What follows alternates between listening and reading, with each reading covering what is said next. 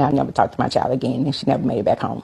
Robinson's mom, Salamandra, says within 24 hours of her daughter's arrival, she was dead. Figuring out how or why has only added to the family's nightmare. It started with a frantic call from Robinson's friends. They said she wasn't feeling well. She had alcohol poisoning. They couldn't get a pulse. Each one of the people that was there with her was telling different stories. It's when the family made calls to the FBI and Mexican authorities that they learned of another potential cause of death. And the autopsy came back. They said it didn't have anything to do with alcohol. Said that she had a broken neck and her spine in the back was cracked. She had been beaten. Salamandra says the entire group came back from Mexico, leaving her daughter's body there. Nearly 2 weeks and $6,000 later, her body is back home.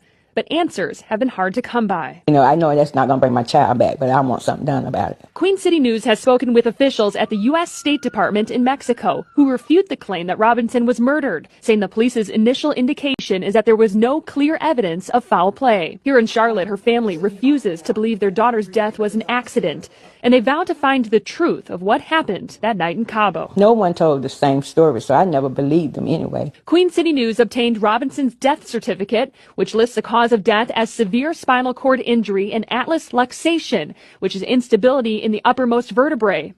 In a section where police could have noted any sign of intoxication, it says, person found unconscious on her living room. And they didn't call us to the very last minute. And then on top of that, they said the maid found them. The group stayed here at Villa Linda 32, a property listed on CaboVillas.com.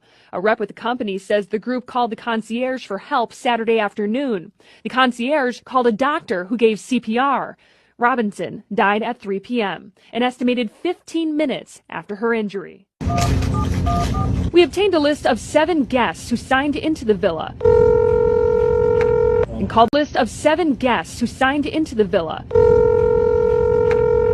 phone numbers they left with the company.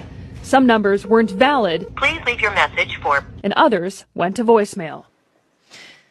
So the death certificate has a section that reads, was it accidental or violent death? Yes was typed into that section, so it's still not clear which